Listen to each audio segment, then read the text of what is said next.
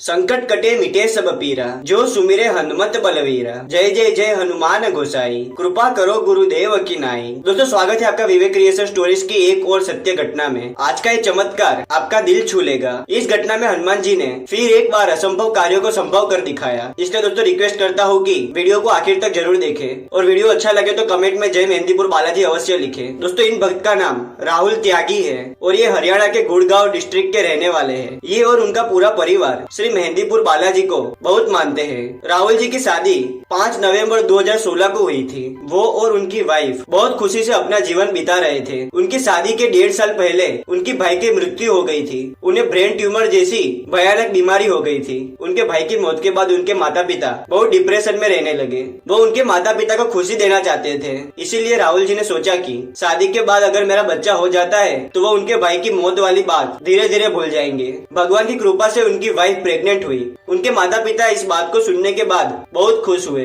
लेकिन शायद भगवान को कुछ और ही मंजूर था। 2 महीने में ही उनकी वाइफ का मिस कैरेज हो गया। वो और उनके मम्मी पापा बहुत दुखी हुए। उसके 7 महीने बाद उनकी वाइफ फिर से प्रेग्नेंट हुई, लेकिन फिर से 3 महीने के बाद मिस कैरेज हो गया। उनकी पूरी फैमिली टेंशन में थी। उन्हें कुछ समझ ही नहीं आ रहा था कि ये हो क्या रहा है। उनके घर का माहौल पूरा बिगड़ गया था। एक तो उनके भाई की मौत की टेंशन से वो सब बाहर ही आ रहे थे और अब 2 बार उनकी वाइफ का मिस कैरेज हो गया। फिर राहुल जी श्री मेहंदीपुर बालाजी की शरण में गए। बालाजी के दरबार में जाके वो उनसे प्रार्थना करने लगे और कहने लगे कि हे महावीर हनुमान जी, आपके दर से कोई भी आज तक खाली नहीं लौटा और ना ही कभी लौटेगा। हे हनुमान जी, मेरी भी झोली भर दो। मैं और मेरी पत्नी आपके सामने झोली फैलाकर खड़े हैं। ये कहने के बाद राहुल जी ने और उनकी वाइफ ने हनुमान जी के नाम का जाप किया और घर वापस आ गए। उसके 8 महीने बाद उनकी वाइफ फिर से प्रेग्नेंट हुई। उन्होंने उनकी वाइफ का ट्रीटमेंट अच्छी अस्पताल में शुरू करवाया। वहाँ के डॉक्टर ने कहा कि आप अपनी वाइफ का अल्ट्रासाउंड करवा के लाइए। ये सुनकर वो बहुत डर गए। उन्होंने अल्ट्रासाउंड करवा लिया, लेकिन रिपोर्ट्स में उनके बच्चे की धड़कन नहीं आई। वे बहुत डर गए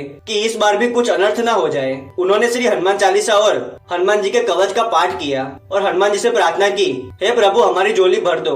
डॉक्टर ने रिपोर्ट्स देखने के बाद कहा कि 11 दिन बाद फिर से टेस्ट करवाना होगा। राहुल जी ने ऐसा ही किया और 11 दिन के बाद अल्ट्रासाउंड करवाने के लिए गए। घर से निकलने से पहले उन्होंने पूजा घर में जाकर दिया जलाया, श्री हनुमान चालीसा का पाठ किया और हनुमान जी से प्रार्थना की, प्रभु आपसे विनती है कि आप हमारे साथ चलो ताकि आपके कृपा से और आपके प्रताप से रिपोर्ट अच्छी आए। वो श्री राम नाम का स्मरण करते करते क्लिनिक तक पहुँचे और रिपोर्ट करवाई और जब रिपोर्ट आई तो पता चला कि श्री हनुमान जी की कृपा से बच्चा एकदम स्वस्थ है। राहुल जी और उनकी वाइफ की आंखों से आंसू आ गए। उन्होंने दिल से श्री हनुमान जी को धन्यवाद किया। तब से राहुल जी निरंतर उनके पूजा घर में श्री हनुमान जी के नाम से ज्योत जलाते हैं और जब भी शुभ कार्य करने जाते हैं तो श्री हनुमान चालीसा का पाठ अवश्य करते हैं और प्रभु का आशीर्वाद लेकर ही जाते हैं। और जब उनकी वाइफ की डिलीवरी थी तब भी उन्होंने हनुमान जी से प्रार्थना की थी और उनकी कृपा से उनकी वाइफ ने एक प्यारे से बेटे को जन्म दिया।